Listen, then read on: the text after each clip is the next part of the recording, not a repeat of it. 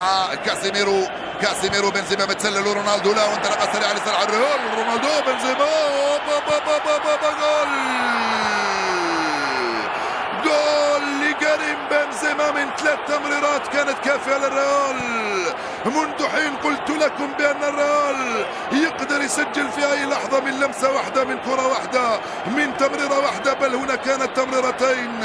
كريم بنزيما في المكان المناسب يسجل 8 اهداف للريال. اللعبه كم كانت رائعه من كريستيانو رونالدو. هاي الاعاده مره ثانيه. كاسيميرو مباشره لرونالدو، انطلق على الجهه اليسرى، استلم بيمناه حطها وبيسراه مررها في اتجاه كريم، لم يكن في وضع التسلل، خلاها وصلت وضربها بيمناه حطها على يمين كيبا. جول الريال عند الدقيقة 25. ريال مدريد في بلباو في متفوق بهدف مقابل 0 امام اتلتيك بلباو الذي بدأ المباراة بقوة في الربع ساعة الاول. هدف غالي وثمين للريال في هذه اللحظات، يحطم لاعبي اتلتيك بلباو او يؤثر عليهم بالاحرى. جول مقابل 0 لريال مدريد وكريم بنزيما امام بلباو. بينيات كرة صعبة للاتلتيك على الجهة اليمنى ناحية ويليامز، يلحق عليها ويليامز من امام مارسيلو. ويليامز الكرة بالراس وجول. با با با با با با با با. هدف عالمي لاتلتيك بلباو في منتهى الروعة، توزيعها في القائمة الثانية. جول فعلها اتلتيك بلباو عن طريق دوريتس. فنان انت يا راؤول غارثيا، توزيعها بالراس من اروع ما يكون، عالمية على الطريقة الباسكية. يا سلام، من هناك التوزيع من إنياكي ويليامز في القائمة الثانية بالبراعة والدقة اللازمتين. راؤول غارثيا كالمعتاد براس وحطها لك يا دوريتس. جول التعديل لاتلتيك بلباو، مستحق هو التاسع لأريتس دوريتس. شوف اللعبة كم كانت رائعة وممتعة. ويليامز من هناك مرر في القائمة الثانية. با با با با انت رائع رائع يا راؤول غارثيا، تمريرتك بالراس ولا اروع.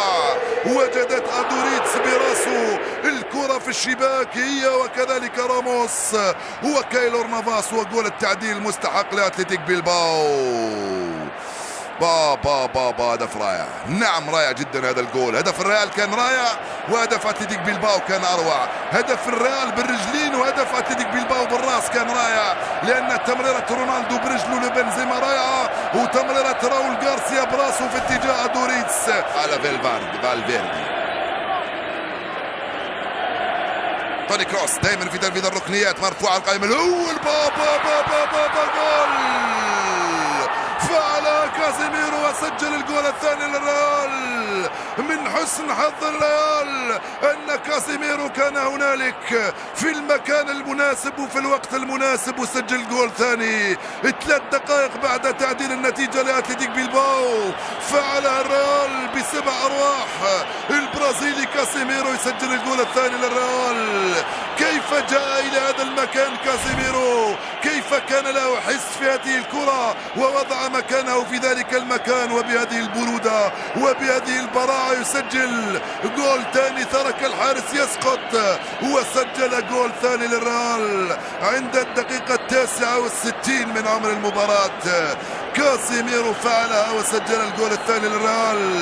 هل يمكن ان نقول بانه من حسن حظ الريال انه سجل هدف ثاني 3 دقائق بعد تلقي هدف التعديل؟ زيزو كان واقفا صار جالسا وبقي جالسا عوض ان ينهض مثل كرسي احتياطه كله.